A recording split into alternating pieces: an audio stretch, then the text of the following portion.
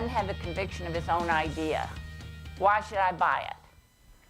On the other hand, if I hear someone speaking like I did and I'm not Frax-wise, I assume that person knows what he or she is talking about. And he or she may not. And interpreting and not judging, because that's what gender bias is about. So let's go to level 3, Rich. All right. So we've talked about level 1, which is how you choose how you will speak. We've talked about level 2, which is how you interpret what you're hearing from others. Now level 3 is the culture of your organization. And I mentioned earlier, McKinsey says that the cultural elements are the greatest obstacle to gender diversity in the workplace. And what they attribute this to is what they refer to as invisible mindsets. They're unconscious. Now, remember, I'm a psychologist. I'm clear that by the middle, well, we're not in the middle, but early in the 21st century, we take it for granted that there is such a thing as unconscious things. We do things we're not aware of for reasons we're not fully capable of knowing. And those unconscious mindsets often work against women. There are 3 particular obstacles that we think about when we think about the unconscious mindsets. But these are like blind spots. Like when you're driving in a car, you know you have blind spots. And so you compensate for them. Before you change lanes, you check over your shoulder. Or you've got one of those nifty little convex round mirrors on your rearview mirror. You put it there because you know there's a blind spot. You compensate for what you know could be a trap. So the first one on the list is the double bind.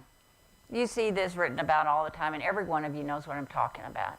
That study that Rich quoted from Stanford said that women are rewarded if they can behave in certain masculine ways. And the way they defined it was the first 4 on the first page of your thing: confident, aggressive, dominant, and competitive. But remember, they said they only got the people in the study that got the most promotions were women who could behave that way and shift back over this way. Now that sounds like great news, and the way it was published, like we have the answer. Here's how women are going to make it. But embedded in that study is the double bind. Because you have to behave these ways, and you said it earlier about why women don't speak up is because she may be called that B word. She may be confident, but it may be interpreted as being self-aggrandizing. And the thing is, if a woman's assertive, they'll call her aggressive. If she's aggressive, they'll call her a bully. And if she's any of those, she'll get called, you know what. For example, Rich, did you see Stephanie in that meeting? I mean, she's 2 tiers down from the guy who was running, and she acts like she knew everything. I thought she was real direct and assertive. I thought she spoke her piece and was very clear about it. She wasn't assertive, Rich. She was aggressive. Yeah, but, you know, if she had been a man, you wouldn't be saying this now. You'd think the guy knows his stuff. That's a double bind. The second is what we refer to as the comfort principle. It's human nature for us to gravitate toward people who are like us. 20,000 years ago, it was a survival tactic, because strangers might have us for lunch. I mean, things were more vicious. But even now, we tend to hang out during our free time with people who see things the way we do. They vote the same way. Maybe they go to the same church. They play the same games we do. Birds of a feather. The technical word is homophily, love of the same. This is human nature. Nothing wrong with it in general. But in the world of business, it's an obstacle to diversity. And we all know diversity is powerful. Leader is filling a position, staffing a big project or a team, and the comfort principle drives what happens. They'll think of Joe Bob, because Joe Bob's got a great sense of humor, and the client's going to love him, so Joe Bob gets the chance, right? And who doesn't come to mind is Sally Sue, who's sitting in her office. He just doesn't think of her because he plays racquetball with Joe Bob and sees Sally Sue at her desk. That's the comfort principle. The third of these mindsets that we're going to talk about, we call unconscious images. You have pictures in your mind about how things look from childhood. You have images of how it looks. And most people have an image of what successful business leadership looks like. And if you think you don't have an image, go with me. If you're comfortable, close your eyes. If you're not, just go into your imagination. And I want you to imagine that you've been advising a CEO, not your CEO. You've been advising a CEO before the annual meeting. This company has had a really bad quarter. And you're concerned about liability, you're concerned about how the shareholders are going to react, you're concerned about how the market's going to react, you're concerned. And you've been coaching the CEO on how to handle this meeting. We're at the annual meeting. You're there. The CEO takes the podium.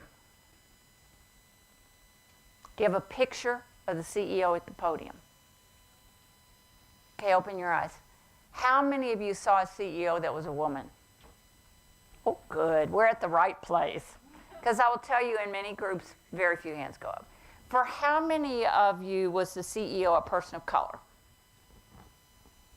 A couple. For how many of you was the CEO short? See, notice not very many. And for how many was the CEO obese? The thing is, the pictures we have of CEOs from the front of business magazines is as tall, white, lean males. That's not bad. That's because what we've seen for decades, right? And if you came to mind with a short, plump Hispanic female, it's because you know some. But most of us have this image, right? Now that's just an illustration, but it does influence who comes to mind at promotion time or how we value someone's results. Because if you fit the picture, you're more likely to get to try out for the role. And if you don't fit the picture, you may be overlooked. And it's not just about how you look. It's about how you lead. We have images of how we lead, and historically it's been Max-like. I was coaching a young woman a couple years ago, and she was the head of the class. Every quarter, her team got the best results, and she got awards for the best team. She had built a really successful engine, and year after year got awards. And she called me up to say that her boss had suggested that perhaps she apply for a promotion. And we talked several times. And she called finally and she said, I didn't get it. By the way, this is the second time this had happened to her. And when she talked to her boss said, the interview team couldn't see you leading from the front. Who leads from the front? She led from the rear. She led from the side. She led through her people. She led collaboratively. She led like Fran. And she got great results. But he didn't see her fitting the picture. And that's why you hear people sometimes say, well, I'd like to promote a woman, but I just don't have anybody who's ready. They don't fit the picture. So if we can become aware of this, we might be able to do something about it. The fourth one is kind of a spin-off of unconscious images. It's very related, but we call it, you're not supposed to see that picture yet. Forget that picture. Sorry. It is called who gets automatic credibility and who has to earn it. So I wish I could do a British accent, but assume someone with an educated, erudite British accent says, I think we need to spend more attention to our global marketing strategy. And then you hear someone say, say someone with a little Kentucky twang left over, I think we ought to think a little bit more about our global marketing strategy. Is it knee-jerk for you to think one or the other of those is more intelligent? Yeah, now you get to see the picture. Dolly Parton is brilliant. She's a brilliant businesswoman, but she talks like that. Like me. So women sometimes, because they don't fit the picture, have to earn awareness. I once was told that no one had ever heard, that I was special because I was intelligent, although I was a Kentucky woman. And I didn't fit the picture, but I had to, or they had to see that I had something between my ears. I had to earn it. So it happens to women in meetings. How many of you have ever had this experience where you say something in a meeting, nobody reacts? 3 minutes later, I'm seeing some head nods. What happens 3 minutes later? And what happens? Everybody listens, they slap him on the back, they tell him what a great idea it is. That's automatic credibility.